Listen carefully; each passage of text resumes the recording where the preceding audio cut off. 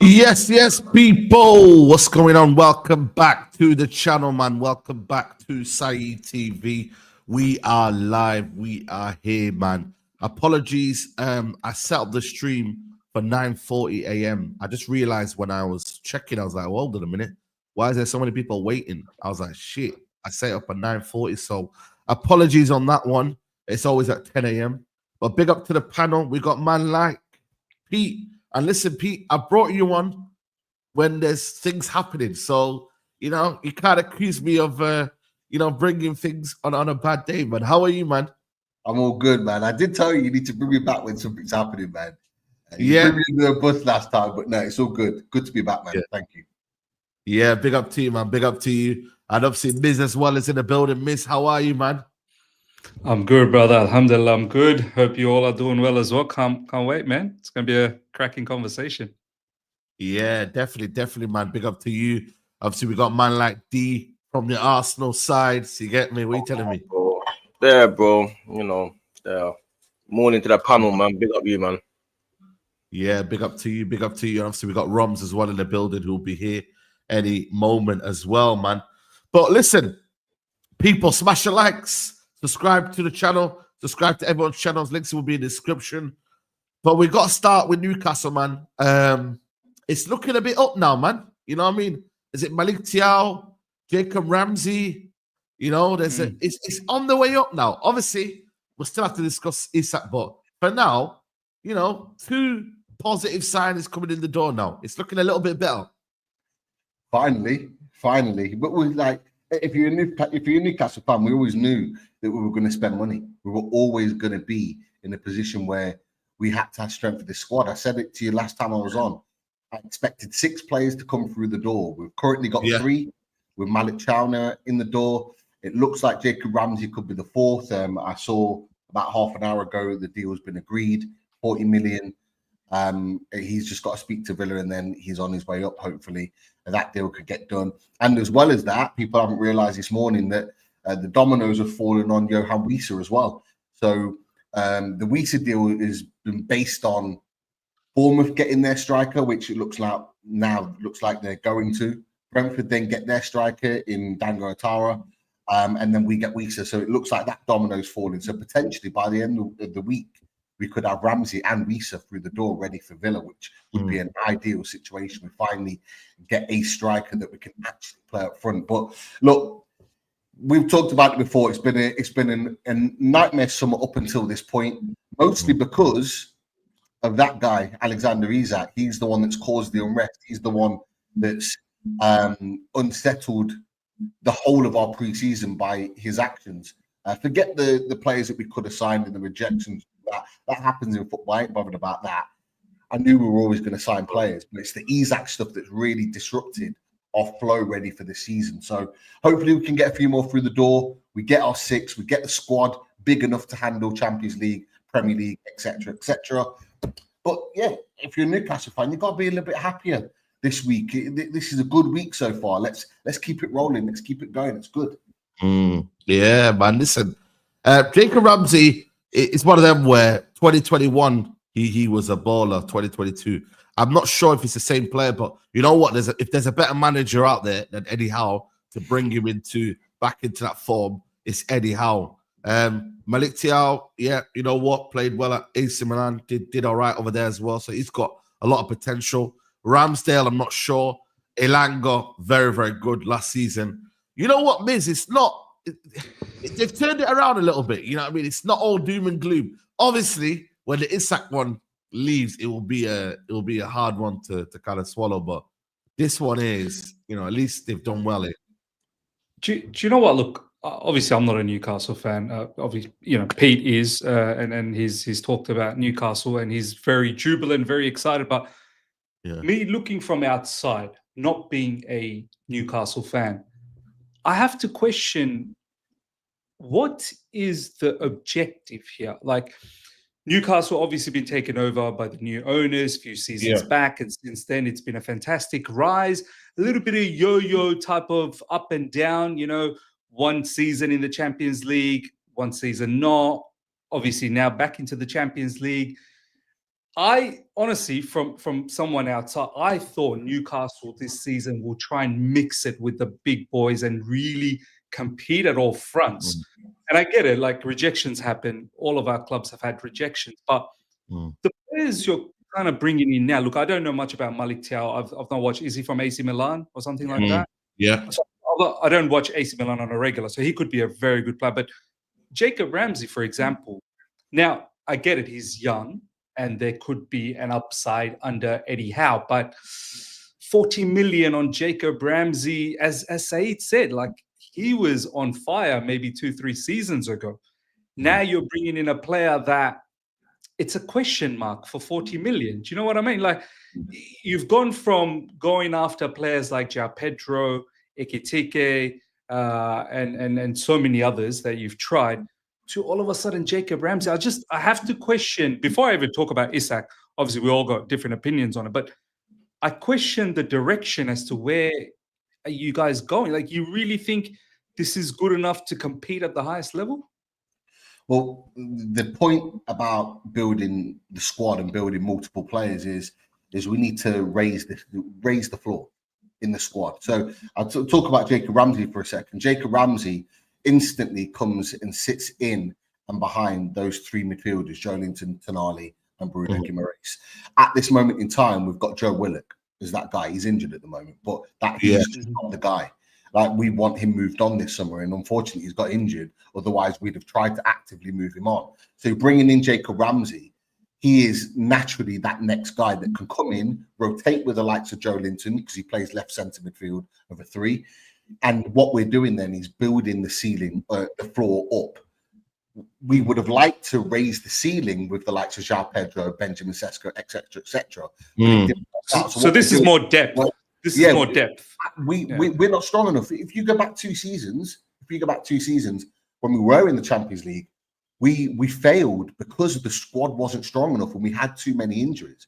So Eddie Howe cannot afford to make that same mistake again. He has to make sure that this squad is big enough. This is why I say, like, could we have gone and paid the extra money for João Pedro? We went in to pay the extra money for Benjamin Sesko, Brian Weber, all those players. Could we have gone and given the wages and the fee? Absolutely. But we need the squad. So we can't afford to pay all of those big fees on 4, 5, 6 players. It's just not possible. But what we can do is bring up the squad by paying a lesser fee, because we were linked with Lucas Paqueta, but West Ham were asking for like 60 million. So we've gone, okay, we're not going to pay that for him. We'd love him, but we can't pay that for him. But we'll pay 40 million for Jacob Ramsey. What you're saying is absolutely right, by the way. Like, he was good 2 years ago. He's had injury problems since. But I look at the reaction of Aston Villa and their fan base. Aston Villa are absolutely gutted to lose Jacob Ramsey because they know what he's capable of. And as Saeed's mentioned, with all of these players that have got maybe question marks about them, they're no longer question marks for me because I back my manager. My manager's proven over the last 4 years that he can take a player that's not being talked about at all and make them into something. So I'm confident that he comes into the door and he's instantly made a better player. I've got no doubt that you boys will be talking about Malik Thiaw as a really good centre-back in the Premier League within half of this season, because he is exactly what we need. He's quick. He's brilliant on the board. He's a ball-playing centre-back. He's good in the air. He's good in a duel. He's not really talked about because we don't watch him every week. But he's a player that we've tracked for nearly 2 years. And I'm really excited about these deals. Were they first choices? Probably not. But every manager has got multiple players on their list. And so what we've done was activated the next list. But just my last point in terms of the direction of the ownership, the club, Newcastle United was never going to be a Chelsea or a Man City. This was never going to be a 2, 3, 4 year turnover and automatically we're fighting for titles. Right? The rule changes that came in straight after our ownership proved that. It halted everything in terms of what we wanted. This is now sort of a 10-year. The ownership are putting like a 2030 target for Newcastle United to be at that point. And the reason why is because they're targeting 2030 that our revenues can be at the stage where we actually sustain that Like, That's the biggest problem, isn't it? Like the revenue is the biggest problem. You just don't make enough money. Yeah. Absolutely, the money's there. We joked about it when they first came in. We have that. Look, put it into perspective. Our secondary owner, Jamie Rubin, if he was our owner of the club, he'd be the richest owner in the Premier League on his own. You put the PIF in there, they just blow everything out of the water. The money that we could invest in the club is without question. You'll see it when we announce the stadium. When the stadium gets announced, you'll see how much PIF are investing into Newcastle United. But they can't officially do it because PSR doesn't allow it to. When the revenues start to go up, if we get, say, Champions League back-to-back, if we go and get Champions League next season, right, our revenues already in our next accounts are looking to reach around 400 million. No other team outside the top six have ever achieved that. So already in 4 years, we would have achieved more than anything. If we put another Champions League off the back of that, we're now in touching distance of that top six. And then we can start investing a little bit more. And then you might see us throwing a 200, 250 grand a week on a player and a 50, 60, 70 million on a player. You'll start to see that more often because we'll have the sustainability on the back of it. So people expecting this 2 or 3 year turnover, it was never going to happen. We knew after about a year as Newcastle fans, but it's the outside fans that never really saw that. They just expected fighting for titles. Do you know what, Pete? It's for me. It's as simple as this. That I kind of feel sorry for Newcastle because, and I had the same energy when City were spending all their money and we were linked to Saudi owners. I wanted them because I can see what they can do to your club, right? But this is what the Premier League have done. The minute you got the takeover, let's enforce these rules because they want to keep the top six where the top six are. They don't want another team joining that top six. So I kind of feel sorry for you because I feel like a club should be able to spend what they make. It's as simple as that. But to a degree, I do feel sorry for you. And I kind of knew when you had this takeover, I knew it wouldn't, like you said, I knew it wouldn't be 3-4 years. When Chelsea and City had theirs, the next 3-4 years, they were challenging. And I knew it would be a bit longer for Newcastle because the Premier League want to keep the top six to top six. Whether it's fair or not, that's just what they're trying to do. So it will take a bit longer for you. But like you said, in 5-10 years' time, you'll probably be up there with us and probably winning league titles as well. Yeah, I think that's the case. But like I said, losing the Isak, does that compensate? Everything. That's the feeling, man. You know what I mean? Look at that smile on your face, when you talk about I can see it, man. I can see it. No. I want to stay. He would want Isak to stay at you-lot. You'd rather stay at you-lot than come to us. And to go to these guys here. Oh my god. But it looks like the second bid's coming. But like I said, it all depends on whether Newcastle get that striker or not. But it's a matter of time, innit, right now, like Bandem, where Isak is gonna leave, bro. We're hearing that he's left his house. We're hearing it's getting. That's not true, by the way. Hey? That's not true, by the way. Was it not true? Okay. It's partly true, but it's not the reason. It's not transfer related. So, back in April, for the second time, his house got burgled. It's been targeted twice. So, like, it's happened. It doesn't normally happen with Newcastle players. Joe Linton's had it a couple of times. Isak's had it twice in the house that he's currently living in. So he'd always planned to move house because he didn't want to stay there. So before all this transfer nonsense, he was moving anyway. It's just that reporters are now seeing his house on the market and like putting 2 and 2 together and getting 15. So they're just assuming that it's transfer related when it actually isn't. Yeah. He's always had plans to move house anyway. So just to for non-Newcastle fans, just to kind of clear that up because people are now using that as he's moving house, he's desperate to move. It's a power play or whatever it is. It really isn't. It's not that. Yeah. But are you now resigned now? Are you like and also the Newcastle fans, the way they've turned on this guy. I've seen shirts being burned of Isak. I've seen. There's one of these TikTok creators that are going mad.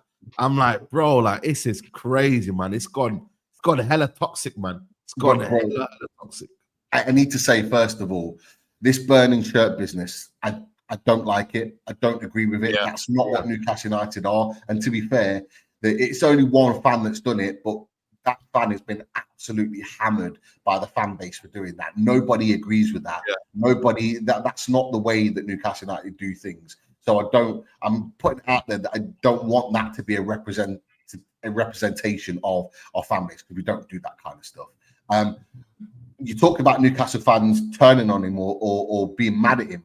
Can you blame us? Can you blame us? You know, back in March, April time, he was doing interviews talking about how much he loves Newcastle United and how much he wants to stay at the club, right? And then all of a sudden, he gets a little whiff of Liverpool and he's throwing his toys out the pram. Like, can you blame him? Can you blame us for being mad at him? He's completely disrupted and turned our pre-season on its head. It's been completely dominated by Alexander Isak and all of his talk. And he's massively disrupted the flow of what this transfer window should have been. And that's part of the issue. This is why Newcastle fans cannot forgive what he's done. And when he had the chance to turn it around and go, you know what? Still want to leave, but I'm going to come back in. I'm going to get my head down and I want to get back into playing and preparing for this season. And then I'll see what the club can do. Just like Morgan Gibbs-White did, and then eventually signed his contract. Instead of that, he's doubled down on it. Whether it's his agent, whether it's him, he's 25 years old. He's old enough to make his own decisions. And he's made bad decisions this summer. And it's not just me, it's not just Newcastle fans, other fans and pundits and ex-professionals are all saying it now. They're all saying it. The way he's acted, like, embarrassing. It's completely not what a professional footballer should be doing. And he's properly threw his toys out the pram. So I'm not surprised that Newcastle fans are acting like this. Yeah. You know what? Like, and I know I let you come in, D, as well. But you got to remember, like, it's his career. Also, he might look at your club and think, yo, you're not showing ambition here. What's going on? You know what I mean? I don't see ambition. You know, so, you know, he could look at your club and think, hold on a minute, I don't see this football club being run properly. You know what I mean? We just reached Champions League football. We haven't got a squad that's Champions League ready. You know what I mean? I don't feel that. I don't feel the connection. I don't feel that, you know, and that love and whatever. So it's one of them where you got to look at it from his side as well. I get your point.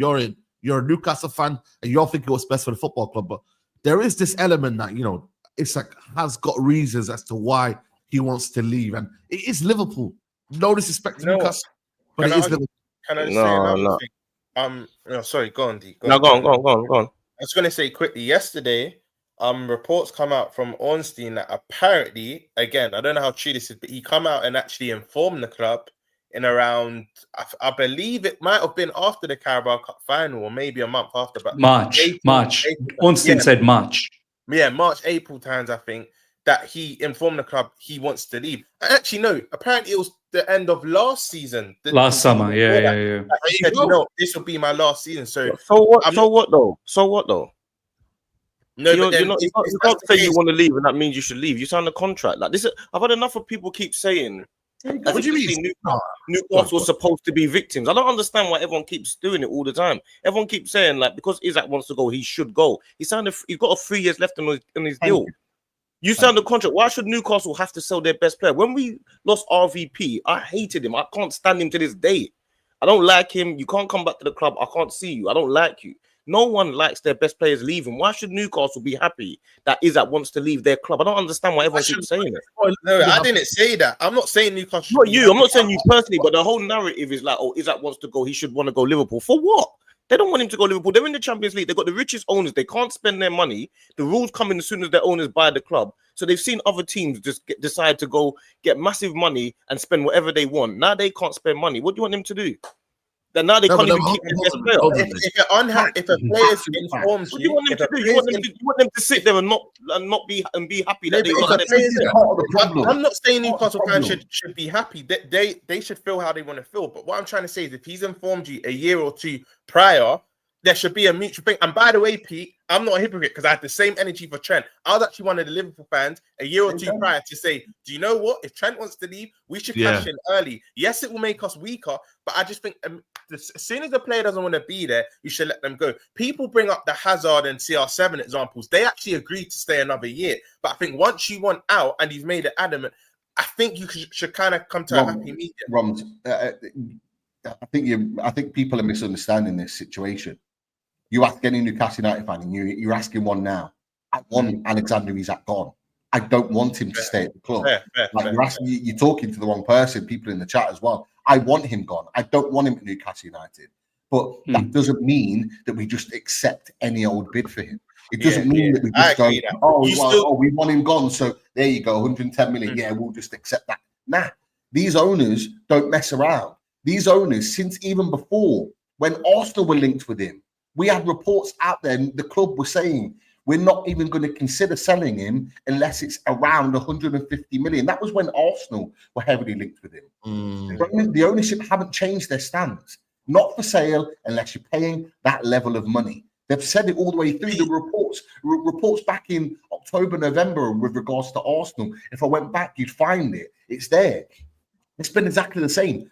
Newcastle United fans, you ask any fan right now, they don't want him to stay at the club. But equally, we shouldn't just accept any old bid. If you want him, put the money down and pay the money that we value him. If you want him that much, if you've unsettled him that much, because clearly Liverpool have been in talks with him over the course of this summer, they clearly want him. That's absolutely fine. I get the fact that he wants to move to Liverpool. I've said it before. Heritage club, fighting for Champions Leagues, fighting for titles. I get it, 100%. But you've got to pay the money. We can't. We are not just going to. You know what Man United did back in the day with the likes of Andy Cole, with the likes of Dwight York, with all those players used to cherry pick the best team, the best players from Man United competitive teams. Man United used to do it, but teams used to just roll over and just give them. You know what? And you know what?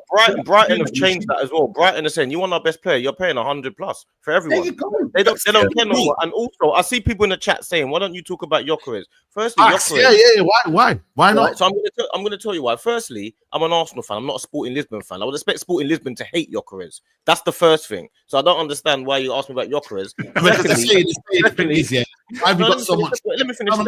finish.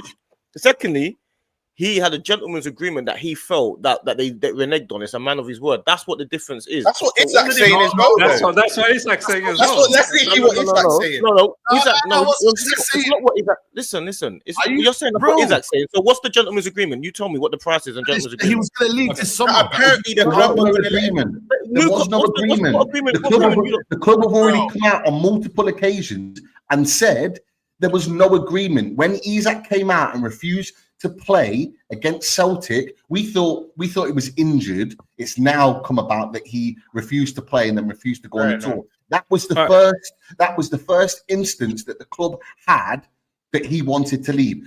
I know Ornstein's wrote it, and everyone sees his stuff as gospel. People should know by now. And if you read it this summer with Fabrizio Romano as well, they will write whatever they're paid to write. And you know, everyone else can read between the lines. In my opinion, but what I'm saying to you, is that multiple times and said that there was no agreement that he would leave. There was no talk about it. Like I say, during April and March, he was doing interviews where he was openly talking about the fact that he loved Newcastle and he was staying and looking forward. He's going to say that on camera, though. You know why do it? Why do it? Why sit there and do a photo shoot for the new kit, which he did in May, if you know you're leaving?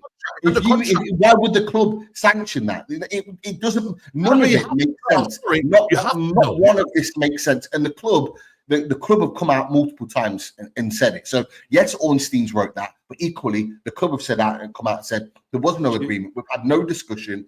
The Celtic game where he refused to play was the first instance that they realised that he wanted out at that point. And that was what? July? You know what? It's July? It's interesting, obviously, because it's good to talk to a Newcastle fan to see their perspective. I was going to say that, yeah. But the one thing I'll say is there's so many things to dissect here, and there's different perspectives. One of the things that Pete said, that why should we bend over backwards and accept any other bid? I think that's just part of the story. I think the biggest part of the story here that I'm getting is you guys have been failing to get a target. I think if you had landed someone already, Isak would have been gone. Look, what was the last bid for Liverpool? 120 million? No, right? 110. 110. Okay, 110. I think somewhere around 120, 100 and maybe 25, 30, whatever, at max, Liverpool will consider. But the biggest concern here is not that Liverpool will not pay up. Liverpool, I feel, will pay up. You guys are failing to find a target. That is the biggest concern here. If you let go of Isak, you're then left with a lot of money, no one in the market available yet. And whoever you do go for next, you're going to have to pretty much stump up all that money. So the problem here is, I think Newcastle, this is just my perspective, I think Newcastle really wanted to secure a target. You guys wanted to secure Ekitike, it didn't happen. Liverpool ate that up. You really wanted Sesko, and Sesko was a little bit not sure about going to you guys, ended up going to Man United. I literally said this to Saeed last week. I said, Saeed, I don't know if this is over. I think Sesko is going to Man United because there's no personal terms agreed. Now you're in a situation where, and this is what I've been saying, Roms, I believe, right? Roms in the bottom, yeah. Yeah. I think this is where we have to understand, and I get it from the Newcastle perspective. The fans are mad. It's an ugly situation now, but the player, whatever discussion, I always say, wherever there's a little bit of smoke, there's a little bit of fire. So whatever discussion, whether it was a gentleman's agreement, whether whatever, somewhere along the way, 12 months ago, Isak communicated with whoever he communicated in Newcastle hierarchies and his agents that this will be my final year at Newcastle. I'm letting you guys know. I'm giving you 12 months to figure this out, to find a replacement and do this transaction. So now Newcastle, actually, I feel they agreed on that no problems, because they're in the market looking for João Pedro, looking for Ekitike, looking for Sesko. So they have hypothetically agreed on this. What has happened here is they've failed to get it, and now they're telling the player, you know what? Yeah, you're back now. You're back. You're staying with us. And Isak's like, brother, I've given you 12 months notice to get rid of me. Why are you failing? No, but I don't but think it's all really- due respect, that's you what you think happened. Like a Newcastle fan just told you. opinion. Yeah, the Newcastle fan just told you that's not what how happened. do you think it went down? Do you think Isak just woke Yeah, up one let morning us and know said, how it went down then, D. I'm going to go to Liverpool The today? Newcastle fan has obviously got more information than us, hasn't he? He just told you that there was no agreement. But Pete just Club have said come out multiple he's times. wanted to go to like he's had a feeling to leave the club for a while now. Like Pete's just said that. I said, and I said that was during the week in which Liverpool showed their interest. You know, when they talked about a verbal 120 million, we rejected it flat out, and then they went and got Ekitike during that week. So we're talking. Is that about the July. first time? We're talking about July now. This is the first time. But this is what I'm trying to say to you. The club. Isak, through his agent and through Ornstein, is basically saying that they had this agreement from way back when. The club have come out and said that's not true. There was never any agreement. They had no intentions of letting him go this summer. And that's always, and to be fair, if you go back through all the reports, that's always been the expectation. Not for sale, he's staying at the club. It's been continuously through. So from I heard Isak. What we've been reading for the last 9 months, 10 months, 12 months. There's been I heard Isak wanting to leave Newcastle way back in like March, February. I remember, Saeed, you could sort of shed some light on it. I remember Grizz saying, hey, Isak, way back in time. Where's he getting his information? It's an opinion. I'm saying you're going off a Liverpool source, which is clearly a Liverpool fan, which is always going to talk positively about their club. I'm saying to you, and I'm trying to be as balanced as possible here. You're saying, and we're reading Ornstein saying he wanted to go a year ago. I'm saying to you, the club have come out and said, actually, from our perspective, we've not had any conversation about Isak. We've maintained that there's a not for sale stance continually all the way through, and only when Liverpool showed their interest and went and got Ekitike did Isak then tell the club that he wanted to leave. Only at that point. But we're talking July. We're talking last month. This is not a 12-month thing. Only the club have only been made aware of that. What I'm saying to you is that everyone's going to have an opinion. People are going to believe certain sources. People are going to believe Ornstein as gospel, but equally, no, but also to listen to tier one. Pete, can I just say that? But the club are tier one as well.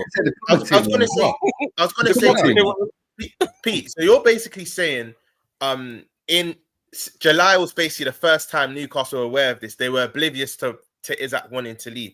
I get that, because you know the same way you just said, obviously a Liverpool source have said this, so there'll be a bit more bias. Could you argue that obviously, because you're a Newcastle fan, he's your player, and you're not happy with the situation, there might be a bit of bias from your side. And also, I want to speak about the bid, right? Because this is where I actually agree with you. We all know in business, you're not going to put your final bid as your first bid. You're going to lowball. You're going to try and see how cheap you can get the player. I think we all done it. Especially when the player wants to leave, you're going to lowball. Exactly. Like, your player wants to leave. My point is 110 million. We all knew Newcastle wouldn't accept that. We probably knew as a club. They knew. Everyone knew this. Pete, this is where I now agree with you. Our next bid, and I've said this, Saeed can vouch. I've said this for months. I have a feeling it will either have to be 150 million or 150 million package. I personally think 130 gets it done with 20 million add-on. You probably would even agree as well. I agree. I said all along, Newcastle will probably accept 150 million package. And do I blame you? No, because you're still in a healthy position. You've got 3 years left. This isn't like he's got a year left or 2 years left. We will have to pay up the money. And I truly believe if you want to play, a lot of Liverpool fans in the chat won't agree with me here, but if you want a player, we have to pay the 150 million because one, he's for me, one of, if not, or close to that, one of, if not the best striker in the league. He's guaranteed, in my opinion, to win us trophies. If you know he's going to elevate your 11, pay the money. I agree with you, Pete. But I don't like how people are going on like, oh, this 110 million bid was disrespectful, because we all do it. You're never going to pay your final bid as your first. You know why? You know why Newcastle fans find it disrespectful and why they were annoyed about it is that when you initially came in with your interest, you said, and it was reported, people that we're willing to pay whatever. Said the same. That the people that love Ornstein will be saying this and would have remembered this. They said they were willing to pay 120 million. That was in that initial verbal conversation. So when you say you're willing to pay 120 million verbal conversation, and then weeks later come in with 110 million bid, it's like, hold on a second. You said you were willing to pay 120. And now we feel like we're being lowballed because you've gone in with 110. Start at 120 if that's what you want to pay. You want to do a British record, go put it in 120. Everyone's talking about, oh, we put in 120 million British record. You didn't. It was a flat 110. It's been reported out there since the bid came in. So it wasn't even a record. You're telling me that Alexander Isak is worth less than Moise Caicedo that had one good season before he went to Chelsea? You're not going to laugh. He's been considered one of the best strikers in the world, one of the best strikers in the Premier League, and is worth less than Moise Caicedo. From a Newcastle point of view, I'm thinking, hold on a second. Nah, he's worth more than that. So, yeah, that's why Newcastle fans think they're lowballing. There's Liverpool fans in the chat that don't like what I'm saying. Look, and that's 100%. They don't want to hear. He's worth more than that's positive about Liverpool and getting Isak. It don't work like that. The main thing is go on, Miss. Sorry. I was just going to say he's definitely worth more than 110 million. There's no doubt about that. Of course he is. I agree. But this is business, right? Liverpool sees a situation where, and I want to get this answer from Pete because it's sort of burning me in my head. Did you guys only get a whiff of Isak wanting to leave in July this year? That's the first time you guys, like, you never knew that this player wanted to leave. So your fan base, because obviously you're part of the fan base, did you guys expect Isak was going to stay with you guys, like, and be with you guys forever or something like that? He'll abide by the contract. Like, was there ever a feeling that once he becomes a very big stature, like he was going to leave, or was he going to? Because he's got 3 years left on his contract. No, it's a fair question, to be fair. And this is, I'm giving the information that we've been getting for the last 9 to 12 months, but including that as a Newcastle fan, what we've been reading and what we've been seeing too. The expectation, even from the reporters, the journalists that report on Newcastle United, the feeling always is that he'd stay one more season, and then with 2 years left on his contract, that's always the tipping point in a player's contract, that 2 years, that we were going to sell next summer, regardless. Whether we got Champions League, whatever it was, we were going to sell it next summer. It was a shock to everybody. It was a shock to the whole fan base. It was a shock to all the people that report on Newcastle. You go back through and read everything, is that that was the expectation. He was going to stay another summer. Even up until that point, even when the bid was flatly rejected, the verbal bid by Liverpool, it was still, he's going to remain for the summer. He's not going to leave. And then he goes off. It was the Celtic game that tipped the boat. It made people go, nah, something's not right. Something's happening. And it was at that point, and I spoke to a couple of my boys that I know, and I was like, at that point where he didn't turn up against Celtic, I thought, I think he's going to go. And that was my first. So it's basically the manner in which he's done it. It's the manner. So basically, it's the manner in which Isak has gone about it, not the actual feeling of him leaving. So, but this is when we get confused. To leave, you got to do this sort of stuff. And this is what happens, guys. This is where Newcastle fans get confused by this. People are thinking, "Oh, we expect him to stay at the club." This, that, and the other. No, but to be fair, we want him gone. We actually want him to go now. Like, we don't want him to stay at the club. He's burnt his bridges. He's done what he intended to do. He's tried to force his way out. He should go, but it doesn't mean that we should just accept any old bid. This goes back to our original conversation. We want him to go, but we want value. I agree with that. I do agree with that. We want value in it. Like, I'm with Roms. I think if Liverpool come back in with 130 million and they do some add-ons, even if it's add-ons to 140, I think Newcastle shake hands and he goes to Liverpool. And I think Newcastle fans will be really happy with that. Liverpool fans will be buzzing with that because they've got their player and this whole saga is done with and we can all move on. Pete, what I would say, that has to happen.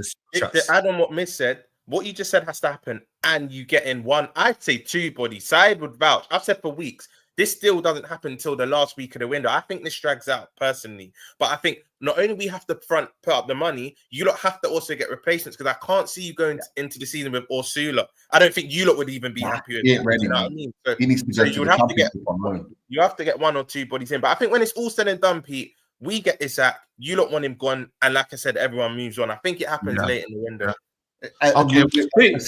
Pete, just quickly, because I don't know, because I know I've been hearing that there was a new contract that was on offer and that's been rejected.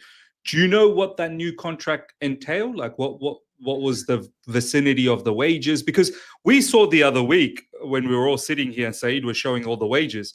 Isak's on some low wages, man. Yeah, what was the new contract like? In terms of the wage, nobody knows, but it was going to be significantly improved. That was always the plan, by the way.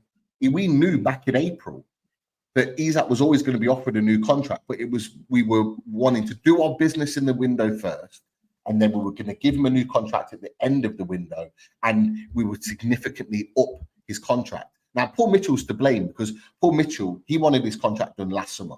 And it was Paul Mitchell, the sporting director, who's eventually evidently left the club. He's the one that turned around and said, "No, we're not giving you a new contract."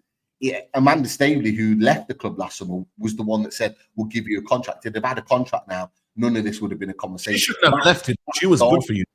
No, but she's the reason why the PSR situation happened. Yeah, because she didn't manage it properly. So PIF basically cut ties because they caused the situation we're in. So there's a mixed balance there. Now, he's been offered multiple contracts to up his wage, to give him the wage that we think he's deserving in. That would be well into the £200,000 a week and beyond. But he would still have the right to leave next summer. That was always the case. But he's said no. Even the players had spoken to him and said, take the contract, stay a season and go. He said no, he wants to leave, blah, blah, blah, blah. So we're now past that contract talk. The only way that contract talk will happen, and he will sign a new deal if he doesn't go anywhere this window, just because he'll want to be paid more money, he'll still leave next summer. Nobody's expecting Isak to be here until he's 30 years old. Everyone expected that if he stayed this summer, it would be his last summer. But as I say, Newcastle fans want him gone. Yeah. Let me get these super chats in, people. We've got 2.2K in the building. Please hit the like button. We've only got 492 likes, guys.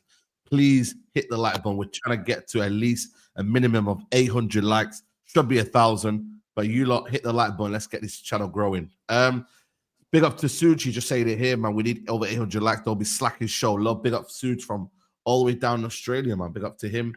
Farah says, on seeing Jacobs after no contract last summer, Isak wanted to leave, repeating it at season end, March to May. Reports set 150 million price. Before Liverpool bid, Newcastle went for starting strikers, hinted at internal plan to sell.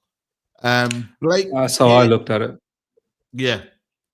Blake can say D is stressed because Isak is going to Liverpool after his for a couple of years. Yokeris is the same thing. Yeah, that's why I was saying that your argument is inconsistent when Gyökeres is It's on the not same. inconsistent. I don't understand why you keep saying that. I was consistent with the Liverpool. I was consistent with the Liverpool and Trent. I was consistent with the Liverpool and Trent when I said they're going to be angry. Was I not? You lot was saying Trent should go. I was being the same. I was consistent with Sporting Lisbon are going to be angry with Gyökeres. I don't understand what's inconsistent about what I'm saying. Okay. Any fan that the best players leave is going to be irritated with that. I don't understand. I think with the Gyökeres one was straight up from Sporting that was cheating. Like I think with the Newcastle and Isak, there might be a space where it's a bit murky. Player said this, club said that. We don't know the truth. But I think with Gyökeres, he actually had a gentleman's agreement that you're letting me go with this release clause by the end of the season, and I say goodbye. And then all of a sudden, when there's all these clubs that are interested with Gyökeres, with Man United, Arsenal, so on and so forth, Sporting, directors or whoever was in charge started to feel, hey, maybe we can make a little bit more than just the 65 or 60. Maybe we can make 100 million here. So I think that situation was they were trying to cheat the player. Like, you had an agreement and you reneged the agreement. I think Isak and Newcastle, we're not really sure who had an agreement here. Do you know what I mean? Like, what happened? It's like still cat and mouse. We'll find out. Yeah, we'll find out as well. When Isak does an interview or something like that, we'll find out. Would fans accept Newcastle to agree gentleman's agreement and make it public before they get started striker? Why quote 150 million? Why go for number one strikers? Go on. I was going to say, I think Miz mentioned it was absolutely right in that point. When we looked at Ekitike, when we looked at Sesko, they were at that point looking, because Eddie Howe wants to look out for the player. Eddie Howe said in his interview, players have only got one career and they're short. So he did kind of sound out at that point. It was after the Celtic game. In fact, it was whilst we were on tour. He mentioned it in an interview.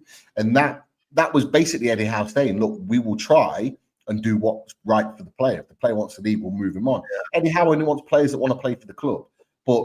And we tried. We tried to get Ekitike, Liverpool took him. I think, Liverpool fans need to question that as well. If you really wanted Isak, you could have had him by now. Do you know what, Robs? That's a fair question, That's a fair question. You should have let Ekitike go to Newcastle. You'd have had Isak. He'd have been playing in that Community Shield on Sunday. And I think you'll get both now. Rums, you guys you made that mess. What I would say, Miss, is I don't think we wanted to take that risk of Ekitike going there and them still saying, you know what, Isak stay another year, because then we would have got either. Yeah, that was never going to happen. I don't think we would. I don't think we would have when to take that risk. I like Newcastle would have been shady. And can I just say, Miz, it's not like we just gazumped them out of spite. We were long-term admirers of Ekitike as well. We were looking at him for the past 6 months to a year. So why you guys going around admiring everyone, bro? Stop it. Admire one. You can't be admiring multiple people. Do you know what I mean? The point remains that we were looking at those top players, like they're looking at Sesko's and Ekitike's. We're still looking around. We're looking at Samuel Agahara, who's a top young potential talent from Porto. There's a couple of others. Don't say Jackson. He's a talent. Don't say Jackson. Hey, I was just going to say, I got a solution for you. Nah. You don't want to overpay now. They don't want to overpay that money, innit? Like that. Why are you coming for Jackson? Jackson is tailor-made for you guys. Jackson's tailor-made. Anyone on this panel, Jackson worth 80 million. Is Jackson really worth 80 million? No, Pete, I'm with you. So Isak's tailor-made. Isak's tailor-made as well. I think 70 million, we got ourselves a deal, Pete. I think that's a good deal, Come on, 70 mil. It's kind of funny. I don't know where this Jackson's going, by the way. Bro, he wants Newcastle. Jackson said, I want Newcastle. He may want Newcastle, but Newcastle don't want Jackson. Come on, man. That's disrespect, man. You guys will do good with Jackson. I'm telling you, guys will do. Quickly, what happened to he's got like 5 different names. That Samu Omarodian. Then I'm hearing Agahara. So wasn't his second name Omarodian? His contract's complicated. His contract only knew from Ornstein. Like Ornstein put this like random thing out that we were interested in him. It was only an interest. It was only vague on our list, but we haven't took it any further than that. He's got an 85 million release clause. Apparently, the week before, when Man United were potentially getting Watkins. Villa looked at Samu and they were quoted like 55, 60 million. Now, for that price, I'd do it. I'd do that deal. But I'm not sure Porto want to get rid of him. I'm not sure he leaves it. Because I think Atletico Madrid own 25% of him. No, they don't own it anymore. They fully paid him. I thought they did half and half. Yeah. Austin Fab paid no clubs never lie with PR. LJ Brown says, is it just me or is it Fabrizio tweeting the same thing gotten worse this summer? Yeah, it's 100%. This guy that have been out there that have not meant that they've not moved anything on in the situation, but it's just the Isak thing's been the worst. He's been tweeting out stuff on Isak, and it's actually nothing's changed in the situation, but it makes out that there's been changes. It's just Ornstein's been bad for it as well this summer. They both have, and I alluded to that earlier. Yeah, Diaz was not for sale too, but we quoted 100 million. PLS says it'll be funny when Madrid comes in for him in 2 years. And is it possible for Isak had an agreement with Mitchell? Can we just say with these gentlemen's agreements, you need to get them in writing or document or something. It can't just be verbal because we general agreement is just work. They ain't doing that in writing, bro. They will not do that in writing. I know. Imagine they'll just have the receipts ready. That's why they won't do it in. That's why they won't do it in writing because they know there's actually proof. There's tangible evidence. So they're not going to do that. I just go on like social media or something and just say it and just point it, yo, guys, this is my agreement. I want to do something. Put it somewhere though. Have it stored. That's mad. Now you're airing it to the public. That's have it stored. Have it stored so that it comes out like a bomber. A bit like did anyone see the Donnarumma statement yesterday? A bit like that. Yeah, that's basically tell him how it was. Tell him how it is. That was wild. But did you see Luis Enrique's comments as well in regards to Donnarumma? I was shocked. He was like, that Donnarumma he was like, yeah, we need someone a little bit better. Like, he's done his bit, and now we're moving on. We need. And you know what, Miz? He tried to soften it at the end that he's still a top keeper. Like he's so good in that, but we need someone better. Something. We're gonna discuss that. We're gonna discuss that. Yeah, Pete. I know you got to shoot my love, bro. Apologies, I'd love to stay longer, but I knew it was going to be short and sharp. But big up to everyone in the chat. Look, it's all love. We support different clubs, but it's always good to talk about it. Of course. People on the channel, pleasure as always. Smash those likes. Loaded Mag. Make sure you follow Loaded Mag, man. Big up to you, man. Love Take care, boys. Catch up. Yeah, safe. Chelsea will go invincible and grab that gold trophy. Jeez, man. Like, come on. And if gentleman agreement was made public by Newcastle reporters, Newcastle fans would be twice angry on the club before getting their starting striker. Yeah, you're never gonna please everyone, man. Let's talk about Donnarumma situation because it is fascinating, man. I can't lie to you, bro. Like the agent came out yesterday, and basically said this. He said, we are shocked by PSG. There's zero respect by the club after 4 years together. We will consider the situation also with our legal team. DGO was even ready to reduce his salary, but PSG changed their conditions again. Like, that's mad. Honestly, bro, the ruthlessness from PSG is crazy, man. Or is it ruthless?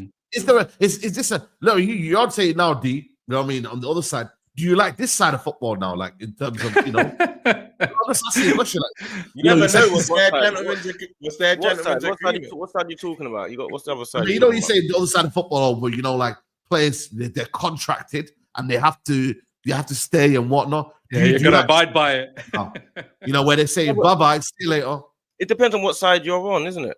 It depends on what side you're on. I'm saying this side here now. Do you think it's right though? Do you think it's right? No, but my point is, what I'm saying is, for example, let's imagine now you've got like Gyökeres, for example, Gyökeres who went on strike and did that, and his conduct wasn't proper and stuff like that. Yeah, that's fair enough. Yeah, but the point is, you might have a situation where he's leaving for 70 odd million pounds, but all of a sudden he's now a £100 million striker, 100 plus million striker. So is it fair the other way as well? There's two sides to every argument. But you guys, because you lot we're fans of big clubs, we are always in the privileged position. So it's easy for us to say, oh, he should go. That it's easy for us because we're fans of big clubs. But the smaller clubs, why would they want their star strikers and star players to go? Brighton have changed the model. That's why Brighton sell everyone for 100 plus. Oh, yeah. We're, No, we're, I, big listen, clubs. We're used to taking. I've been listen. Arsenal have been a feeder club for years. Not feeder. We lost our best players for years. Van Persie's, Ashley Cole, Adebayor, Sagnon. But you know what, D? But you know what, D? You didn't lose you hate those all of them. players. Hate all of them. but D, you didn't lose those players because of financial situations. You lost them because those players had bigger ambitions and winning elsewhere. Right? You mentioned about Brighton. Brighton don't care about losing players, you know. Like you said, Brighton will hold on to the player and get 100. Brighton don't give a damn. Brighton, Let's this hope is they their care model. this summer. They won't. I'm telling you wrong. I agree with you. Believer will be a Man United player. That's their best customer. That's what the owner said. We are their best customer. Like, I'm not even lying. I said it before the owners mentioned it. We are their best customer, and I'm pretty sure we're going to go back again and again because a lot of the players have worked out for us, right? So with Brighton, they don't have an emotional attachment to any of their players, and their players, they know when they walk into Brighton, it's a stepping stone. It's a stepping stone to stardom. They all know that. And Brighton know it as well. They buy him from cheap, and they know if this player bangs, cha-ching, we're going to collect. You think they're not going to sell Belieber? Have you seen their squad? The other day, I was just selling for the price that they want, though. They'll get what they want. That's the point. They will get what they want. Newcastle not getting what they want. If Newcastle got what they want, he'd go. It's a different case, they will be. Right now, they're not. Yeah, but 110 for Isak that's ridiculous. No, that's what I'm saying. That one they were never going to accept. But our next bid, they'll get what they want eventually, bro. The thing is, with Isak, Newcastle, they know that Isak eventually, if he wanted to leave, if he wanted to become, like, if he blew up into a really good footballer, they're not going to be able to. Newcastle's just not there as yet. Do you know what I mean? Like with Brighton, they can keep a player. Belieber, I don't know how much they cost him. Like, seriously, I'm not really sure how much it really cost them to bring Belieber. They could afford to keep a player like Belieber one more season because he's on basic wages. But with Newcastle, there's, decent enough wages that they can save on. And also 110 million, 120 million, 130 million is a lot of money. Do you know what I mean? For for Newcastle. So I feel like it's a bit different, man. It's a bit different. It's not a straight cut as Brighton. I hear you. I don't know, man. I just feel like we need to. Saeed, you're on mute. What's going on there? You're not concentrating, man. I'm not me. Sorry. I wanted D to waffle in it. The problem is, let me tell you the problem. The problem is, you see these things, they go around in circles. Football, at some point, it's going to be a Man United player that wants to leave, and you're going to be fuming. At one point, it's going to be Chelsea player that they love, and then they're going to be fuming, and then we're going to see it. It's going to go around in cycles, bro. It happens. Yeah, we're not selling club though. We've all got our best club interest. We've all got our best interests for our own club. That's it. Like, we're all going to be vexed if one of our own go elsewhere. Yeah. But do you know what I would say? Miss, going on to your point, right? I do think Brighton will receive, in my opinion, even if it's 90 plus 10 or just 100 million flat out, I think they'll get the 100. But what I'm going to say is, I agree with you. I've got a sick feeling United get him this summer. However, if they don't, next summer, you lot got a good relationship with them. We do. We've given them Lallana. We've given them Milner. They gave us McAllister. We've also got a good relationship. I think next summer, that's that we give them Milner. That's crazy. You're nasty. Listen, he's the oldest player and he's doing his thing. I know. I'm saying the way you know.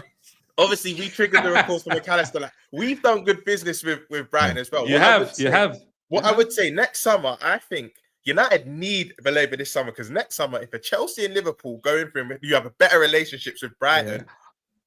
Yeah. I think with us, we've already got. I'm not sure whether we're going to be as great as Belieber is, right? You never know. You never say never. But we've got Caicedo, Esugo, Andre Santos, and even if, let's say, Enzo Fernandez ends up. Lavius, I'm not sure whether we're going to look into midfield anytime soon. Do you reckon Real Madrid come in for or Enzo Fernandez next summer? I've got an early shout here that Enzo Fernandez ends up in a Real Madrid shirt next summer. I've got an early shout.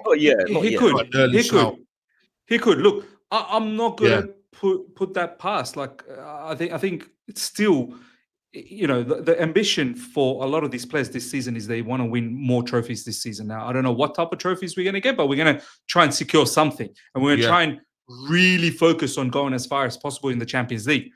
I think if Enzo Fernandez ends up having a stellar season where we get trophies or we do a madness in Champions League, I don't know. He might, after all of that, might say, you know what, that was a great Chelsea career. Like that's a great Chelsea career. Now maybe it's time to move on. And we'll probably entertain that down the track. As great as he's been and as great as a player he is, look, when Real Madrid or Barcelona, when they come knocking on the door, I know Barcelona's got financial problems, but one of these clubs come up, and especially to a South American player, thank you. Like, Miss, I've got the same energy for a certain one of my players. And Liverpool fans say, how can you do that? Why are you saying this? But what they don't realize, it's come from his mouth and his dad. Alexis McAllister has said, it's on record. He's actually said, one day I'd love to play in La Liga. Now, let me give you this scenario. He's already won the Premier League for us, right? I think he's going to win another. I think we win the Premier League again. Let's say he then wins the Champions League and he's won everything at the club. You then start to think warmer weather, I'm more acclimatized. I've won everything at Liverpool. 100%. You might want to move on. That's why I think teams that kind of have that deep line 8/6 that are at the top of their game, you kind of have to be fearful of Madrid. Because let's be honest, they've still not replaced Cruz, and McAllister's been on record. All the fans are going to come for me right now in the chat, but don't come for me. This is from the horse's mouth. Him and his dad have both said they would like to play in La Liga one day. So, yeah, big up Football VAR, Spanish speaker as well. So you just never know. And you're right. South American players, it don't matter if you play for Arsenal, Liverpool, Real Madrid, City, United. If you're in England and you're at the top of your game, you're South American, you're most likely going to go to a Barca Real. Unless the only 100%. Club that were able to keep their players, was City, but that's because they were winning year in, year out. Aguero was linked to Barcelona. We eventually went there, but he was linked to Barcelona a lot in his prime. He didn't go there. KDB was linked to Real Madrid. He didn't go there. They were the only club in recent memory. David Silva as well was linked to Barcelona Madrid. He didn't go there. They're the only club in recent memory because they were winning Prems literally every other year or every year. Yeah, the only club that didn't. But just look at the last 10 to 15 years. Hazard to Real Madrid, CR7 to Real Madrid. We've had Coutinho, Suarez, Alonso, Arbeloa. We've had countless players go there. South American players, they love going to either Real Madrid or Barcelona. It's just they grew up. They grew up. They grew up like that. They grew up like that as well. I mean? Watching. So it's only inevitable. 150 for Enzo. I'm seeing in the chat though. It's crazy numbers. No, that's crazy, bro. But then again, this Manuel Fernandez guy from Southampton, they want 60 million from him, bro. You seen it, man? Yeah, that is mad. Yeah, I saw the news yesterday. He's a decent player though. Like he's all right. But I like him. He had a very good season last season. Like 60 million. Fernandez. Million is Manuel Fernandez for Southampton. They want 60 million from him, man. Is he called Manuel Fernandez? What's he called, guys? He's called something Fernandez. Bro. I know that. I think the other day. He Mateus Fernandez. Yeah, they want 60 million. So when you say 150 for Enzo, it doesn't sound as mad. That sounds crazy, bro. But Real Madrid don't do that kind of. They don't do that anyway. Yeah, they don't do that anyway. The only reason why they put down for 150 is because they bought him for 100. It wouldn't be because of how he's performing. You know what I'm saying? Yeah. So I just think the market is crooked, man. It's mad. You know what I mean? Southampton, like Tyler Dibbling, they want 60, 70. Fernandez, they now want 60, 70. They just, even though they're in the championship, they're saying, bun this. We're selling for what we want to sell our players for. That's what they're saying. Yeah. They're like, everyone's collecting. Why shouldn't we collect? Everyone is collecting. Yeah. But the thing is, they're not even, not that they're not realizing, but they're thinking, even if we're in the championship, we're still getting what we want. We don't care if we're in the championship, which is fair enough.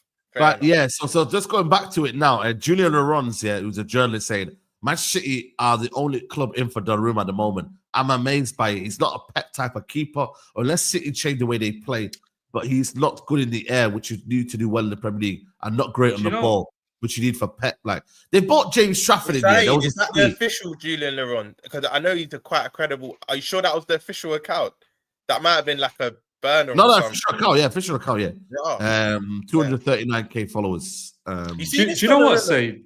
I was just gonna say, like, I do find this odd, man. Like to Manchester City, I saw the because I thought maybe Man United might be going after Donnarumma, and that probably would have been a nice signing for Man United, considering how Onana's been.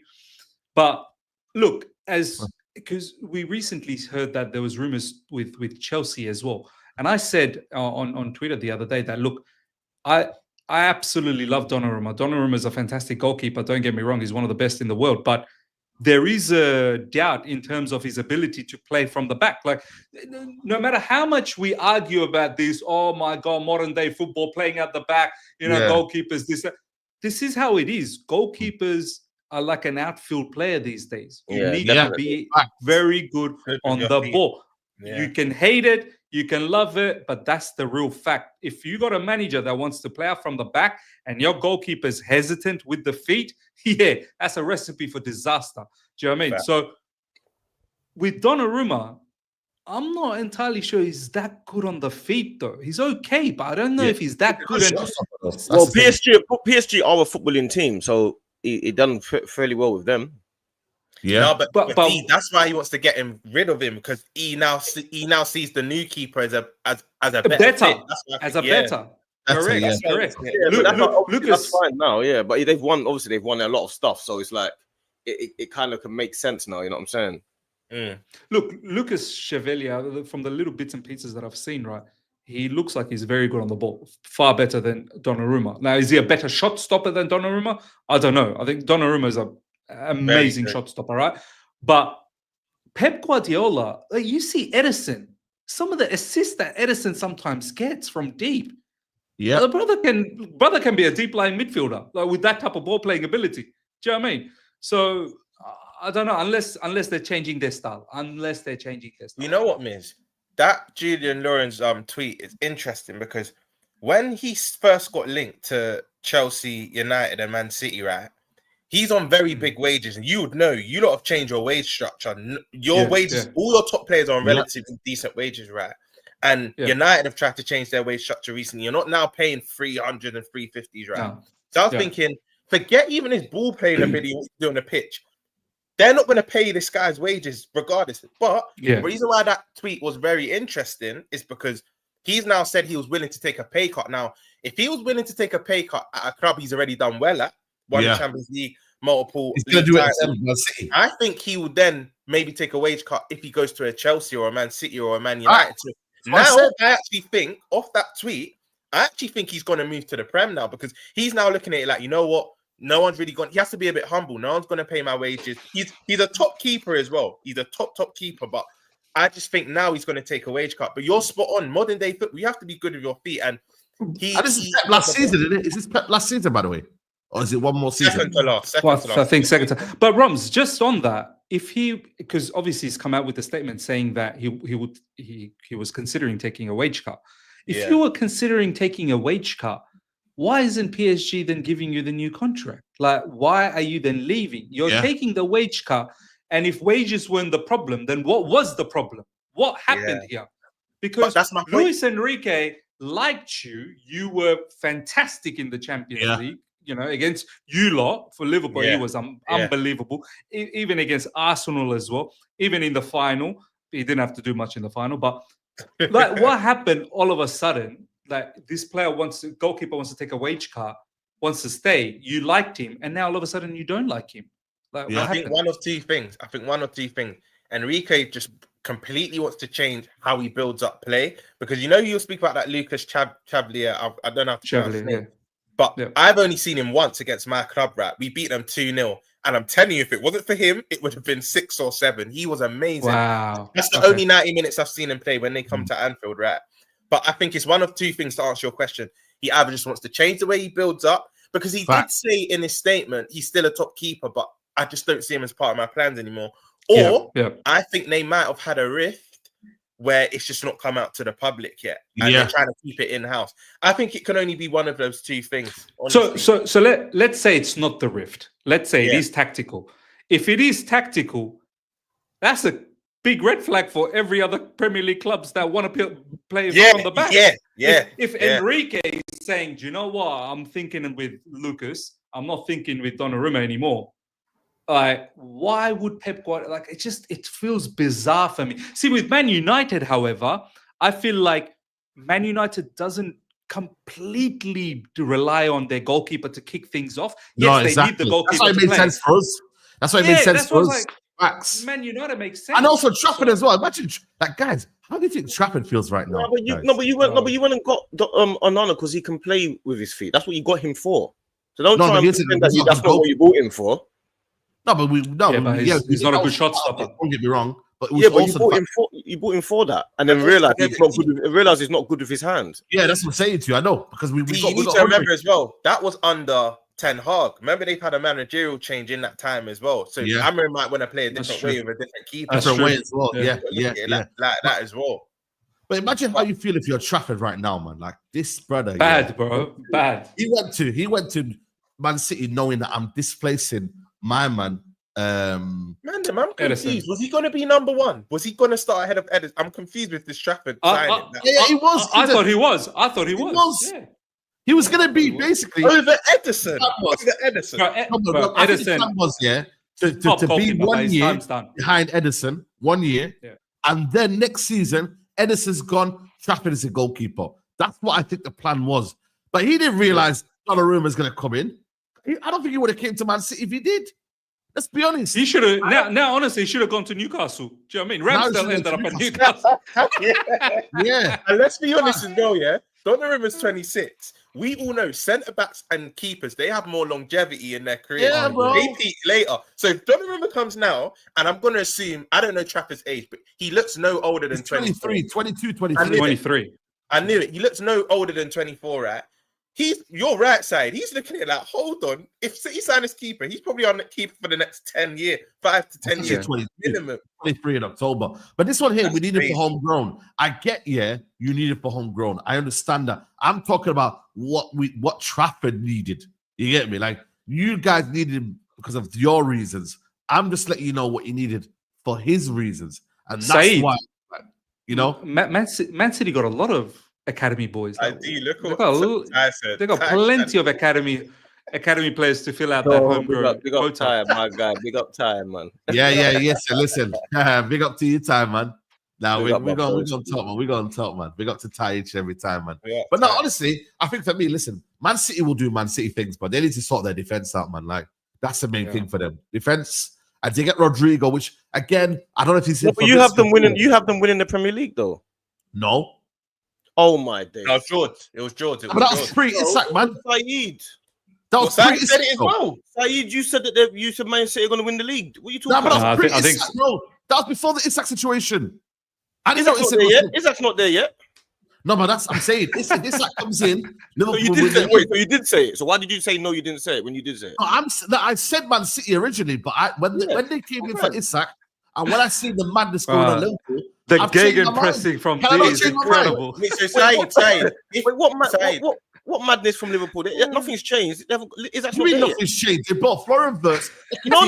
This was after Wirtz, bro. Don't try and confuse the people. I'm letting you know. Saeed's press resistant. Don't try and. It's a big difference, though. Don't try and confuse the people. Hold a minute. I have I didn't know this. In South Africa.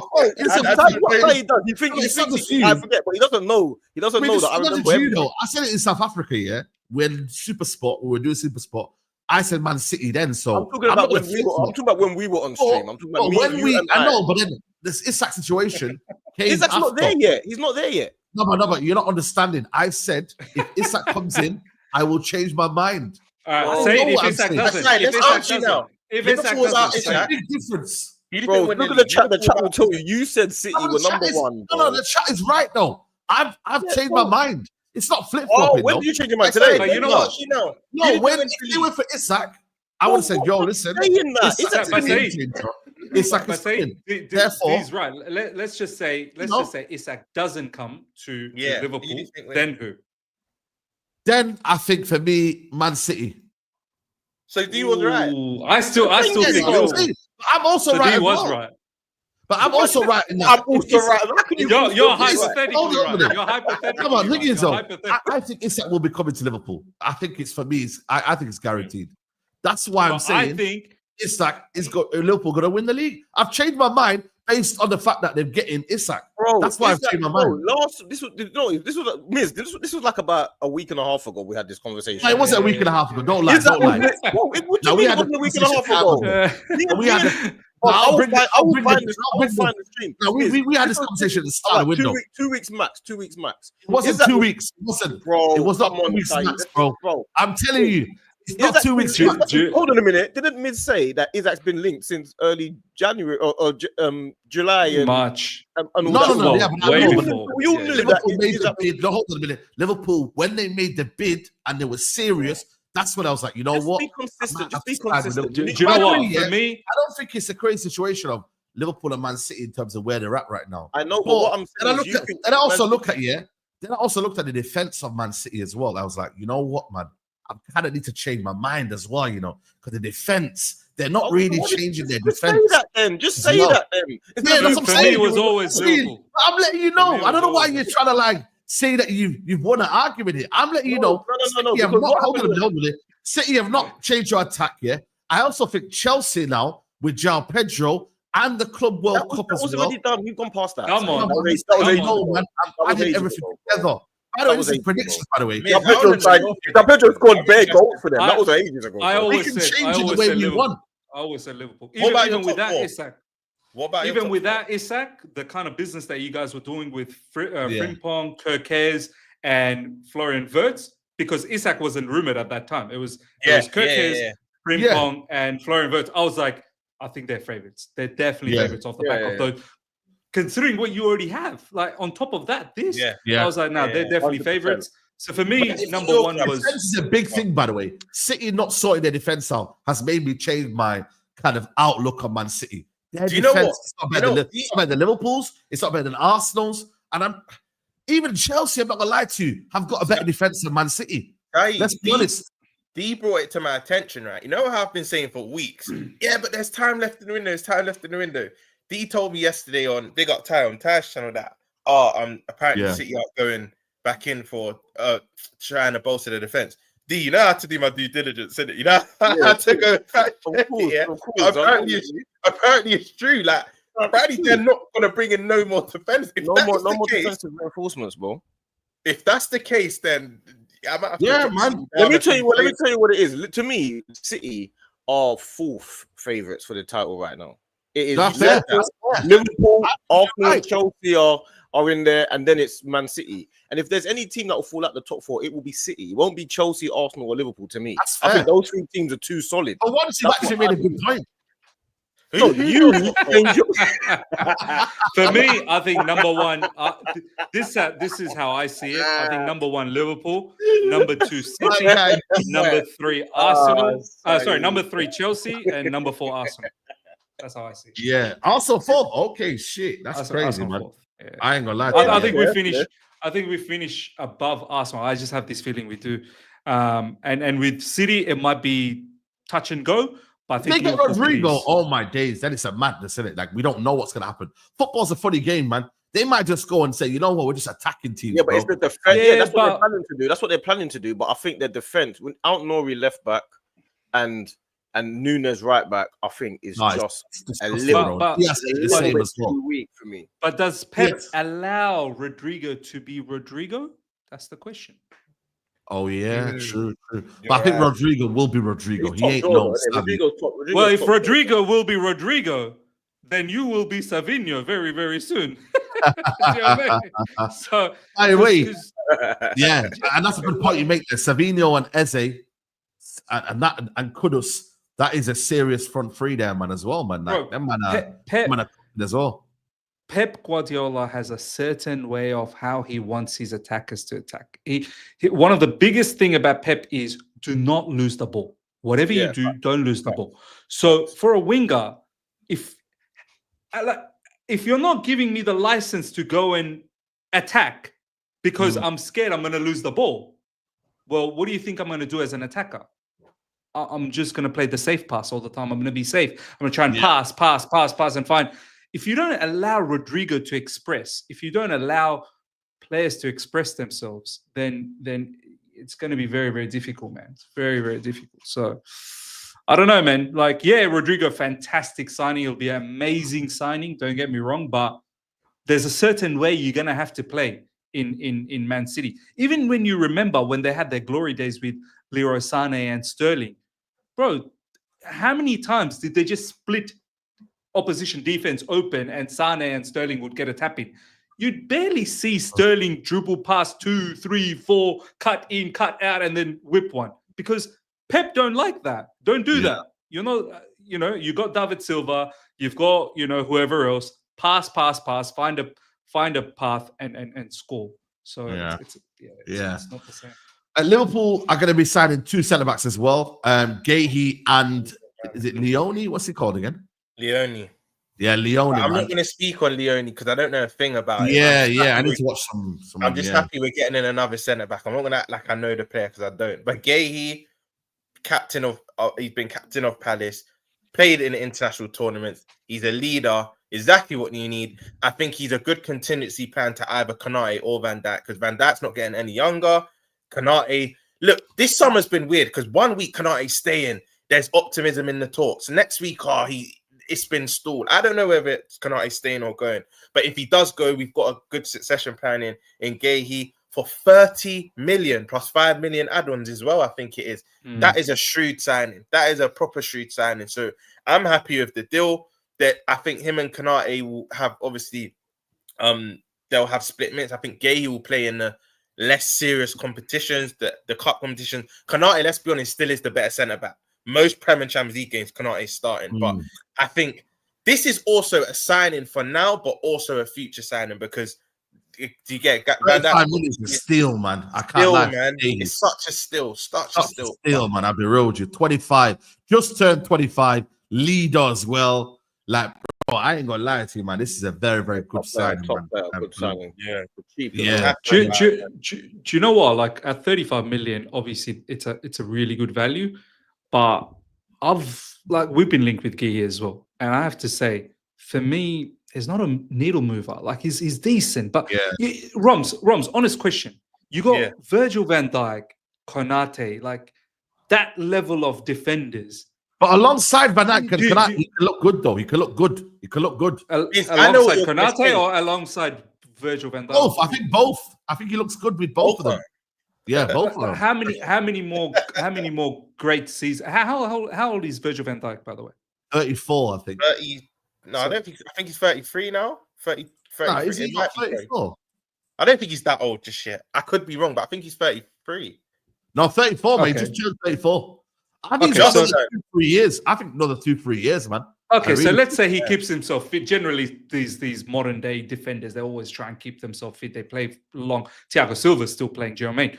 Exactly. So if that's the case, Virgil van Dijk next to you got Guehi, then that's fine. But if Guehi, I just don't know if he's your mate. Like he's not Batman. Do you know what I mean? I've always looked at him as Robin. Miss, that's my point, right? For a centre back, he still is quite young. He's 25, right? For a centre back, you just said centre backs and keepers. Yeah. They normally have more longevity, and they hit their peaks at late 20s, early 30s, right? But my point is, you're saying the level of defender we have, he doesn't really match it. He doesn't have to match it just now, because we have Van Dijk and Konate will still be our starting two. And I just feel like with Guehi, the more because he might not. It's a bit risky because it's a World Cup year, right? But Guehi might look at it like, cool, maybe for this season, I'm not the starting centre back, but I know I'm definitely going to be starting for the next. And Konate might be leaving next season. Exactly. And we don't know if this is Konate's last season or his risk. So Guehi's probably looking at, and you know what, as well, hopefully, I'm assuming he obviously does improve. He's in a better team, that a better club. Hopefully he improves. But I agree with what you're saying. Right now, he's not better than our other two. He's not going to come in and start. I think it's more for the future. But what I would say is, look, Konate last season was an anomaly. Normally he gets injured for way longer. I think he only missed a month last season, which is an anomaly for him. But let's say Konate goes back to norm and he does pick up a lot of injuries during the season. Then you got a good backup. You got a mad backup. There's a drop off, but it's not a drastic drop off. Do you know what I mean? It's still quite good. So I think the signing's amazing. And Leoni, again, I don't know nothing of him. I can only go off reports, but Apparently, he's one of the best things in Italy. I'm yet to see that. They're saying he's a young Bastonian. I'm hearing young Bastonian. That like, see, I've not heard that. Saeed, you're doing. I've not heard. No, that's what they're saying. In chat, my chat yesterday were telling me that he's apparently like similar to Bastonian. That so I don't know. That, you know, with centre backs, you've got like the aggressor and you've got the compressor. Yeah, I've heard he's more calmer centre back. Like he puts his foot on the ball. He's more ball playing. He's not that aggressive apparently. So we're yet to see. But look, when he's in the Prem now, when he gets called upon, we'll find out what he's really made of. But well, apparently he's gonna stay in Italy for one more season. No. Like he's gonna sign. That was reported. Apparently now, you're right. We're going to sign him and loan him back. Apparently he's coming straight to the team. Like we're not sending him back. Okay. Wow. And I think Van Dijk, Konate, Guehi, Leoni, and Gomez. I know Gomez is injured a lot, but I think to have 5 centre back. That's what I wanted because a lot of our fans said we only need 1. I said no, we need 2 because out of our 3 centre backs, 2 are injury prone and 1 isn't getting any younger. We need 2 centre backs. So I think after these 2 and Isak are busy. Some people say we need a left wing or whatnot. I was saying it yesterday to D and Ty. Isak and Ekitike, in my opinion, will interchange, and that will cause. They naturally do their work off the left anyway. If you see their heat map, so I personally think we don't need a left winger. It could come back to bite us. Maybe we need another DM, but I just think after them 3 signings, we're not just going to keep spending money. We're going to start to look to offload players because Simicast. People keep forgetting we're selling a lot as well. Simicast will go within the next week. Harvey Elliott to Leipzig. Apparently talks are progressing with that. Trying to think who else will we sell. Chiesa's now staying. I thought he would go. And Doak and them, man. I think we might keep Doak side. I think we should sell him, but I think we might actually keep Doak. But Chiesa as well. Yeah. Chiesa's confirmed. We had talks with his camp. Slot spoke to his camping out and he stayed. But that's a risk because Gattuso said to him, if you want to come to the World Cup, you have to play week in, week out. So I don't know if that's risky. Obviously, I want Chiesa here because we need bodies in our front line. But from a personal aspect, I don't know if that's the smartest move for Chiesa if he wants to get back in that Italy team. Yeah, honestly. Yeah, absolutely. Let's get these last super chat before we wrap up. PSG sloppy seconds. Do we need this again? No thanks. And Camis Jagger says, I feel that's something misunderstood. Pep has been on record telling his players to express themselves, but teams can play a certain way against MKG to make it hard, basically, against making it hard. Listen, I don't believe it. Like Grealish, for example, he should never win Man City, but at the same time, he flopped when he's all right. Let's be honest, man. Like, it's not down to Pep Guardiola. But you can clearly see, though, that the way they've been played, they are being told to kind of, because Doku, like, when I watched him at that, was it Rennes? He was, bro, this guy was dribbling like mad, bro. Like, yes. So, I don't know, man. It's a little bit of a, I don't think Pep ruins everyone, but I do believe Pep, for a certain specific type of player, Pep, you do need certain qualities, man. And, I mean, unfortunately, some of them. Let's be honest, it is a bit of a myth that I think maybe he limits what they can do, but ruins them a bit harsh. Because ruins them a bit. You've seen players flourish. Your Mahrez, your Sane's, your Sterling. You've seen wingers flourish under him. And I agree with you, Saeed, that I'm Grealish's biggest fan. I like Grealish, but there's sometimes you have to take accountability. There's a lot of games he just wasn't playing well. But do you know the irony? His best season was their treble-winning season. He was actually very good for them in that season. Yeah, man. Well, listen, people, we are here. We're going to wrap up here. We still haven't got 800 likes, guys. We still got 2,000 people here, man. Come on. There you go. Bro, we've had a good show today. Nearly 2.3K. Guys, it doesn't cost you a penny. I genuinely mean it, guys. Hit the like button. If you're on your remote as well, go on your TV remote and just, go on there. Just hit the like button, man. You know the ones there. So big up to you lot in the building. Miz, it's been a pleasure, man. I see that you got Don on your all you can eat now, man. I said there's no PSR. Yeah, man, it's crazy. There's no PSR on YouTube, man. What are you lot doing? Smash the like. Yeah, no PSR, man. Don't limit us, man. Don't limit us, guys. Don't limit us, man. Don't limit us, man. Yeah, man. Don is on the new show, man. Listen, he's gonna be a wild one, Don, man. He's on a mad one. It was mad. That was good. Now, all you can eat Chelsea. We thought new season. Let's revamp. Let's bring in a new face. I think Don's going to be a very, very good addition. And No, he was already saying a lot of mad stuff yesterday. So Bro, it was good. It was good. Get used It was to it, good. bro. Get used to it, man. Yeah, man. You know what definitely. I'll say, Miz, and I know he's watching. When you ask for opinion, don't let him beat around the bush and say ifs and buts. Just get a yes or no answer. That's what you need to do. Yeah. He'll try and circle around. I believe man's got tactics. Man's got tactics to defend on. That's crazy. Yeah, it's crazy, man. Rums, man, big up to you, man, as always, bro. Oh, big up. Yeah, an episode dropping tonight. We're also doing a prediction episode. We're all going to be in the studio tonight, so keep looking into Football Verbal, man. And there's much more content coming out this week. So yeah, man, big up. Yeah, big up. Yeah, big up, Miss D, Pete, Saeed, the chat. Yeah, big up to you guys. You lot are Yeah. forever killing me, man. And obviously, we're going to be redirected to Fam Zone TV, man. Him, SB, and George, yeah? No, Dean, SB he's getting a haircut. Okay, yeah. Dean that's what he cares about. He cares about his hair a lot. He cares about stuff like that. You know what I mean? Yeah, we're going to get him on tomorrow, people. SB, I'm going to shout you tomorrow, man, because, you know what I mean? It's been overdue. You So, know what we should do concentrate bingo. Whenever SB says concentrate, someone in the chat just needs to he's gonna say the man them say that. That's from the man them. That's bear of them say that, man. I thought that was his thing. That's from outside, bro. Yeah. Bear them say I can't believe. That's a bear man say that. That's all of us. Yeah, man. Yeah. So Well, make sure you look up. that's my bedroom from outside football. You get me? Yeah. No, big up to SB and big up to D as well. Listen, people, I'll be back later on for the Mandem talk. The weather is sensational right now. It's like 30 degrees. I'm sorry, Miz. I know you're in the winter over there, but Yeah, it's cold. yeah, it's not cold. Yeah, I tell you that. Record numbers, man. But yeah, so enjoy yourself, people. Stay hydrated, and I'll see you later on for the Mandem talk. We're out, peace.